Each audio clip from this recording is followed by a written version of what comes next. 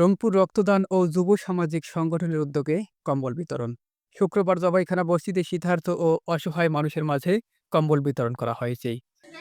দুপুর ৩ ঘটিকায় সংগঠনের কেন্দ্রীয় কার্যালয়ে প্রায় ১৫০ পরিবারের মধ্যে কম্বল বিতরণ করা হয়। শীতের তীব্রতা বাড়তে থাকায় বস্তিতে নিম্ন আয়ের পরিবারগুলো চরম দুর্ভোগে পড়েছিলেন। এই পরিস্থিতিতে মানবিক সহযোগিতা হিসেবে কম্বল বিতরণ কার্যক্রম এলাকাবাসীর মধ্যে স্বস্তি এনে দেয়। নির্বাহী পরিচালক আসাদুজ্জামান বুলেট জানান, রক্তদানের পাশাপাশি সমাজের সুবিধাবঞ্চিত মানুষের পাশে দাঁড়ানোই তাদের সংগঠনের মূল লক্ষ্য এবং আগামীতেও এ ধরনের কার্যক্রম অব্যাহত থাকবে। নির্বাহী পরিচালক আজাদুল ইসলাম রাজা বলেন, শীতার্ত মানুষের পাশে দাঁড়ানোর অঙ্গীকার। আজ আমাদের স্বেচ্ছাসেবীরা জবাইখানা বস্তিতে অসহায় মানুষের মাঝেই কম্বল বিতরণ করে এসেছি। শীতের প্রকোপে কাঁপতে থাকা হাসি মুখগুলোতে একটু উষ্ণতার ছোঁয়া দিতে পেরে আমরা সত্যি আনন্দিত ও কৃতজ্ঞ। মানবিকতার এই যাত্রা চলুক আরও বিস্তৃতভাবে। মানুষ মানুষের জন্য একটু সহানুভূতি, একটু সহযোগিতা বদলে দিতে পারে অনেক কিছু।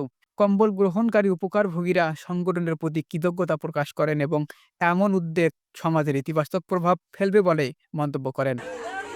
নির্বাহী পরিচালক আসাদুজ্জামান রংপুরি বলেন, মানবাধিকারের ধারাবাহিকতায় সংগঠনটি শীতকাল জুড়ে রংপুরের বিভিন্ন স্থানে আরও সহায়তা কার্যক্রম পরিচালনার পরিকল্পনা করে আসছে।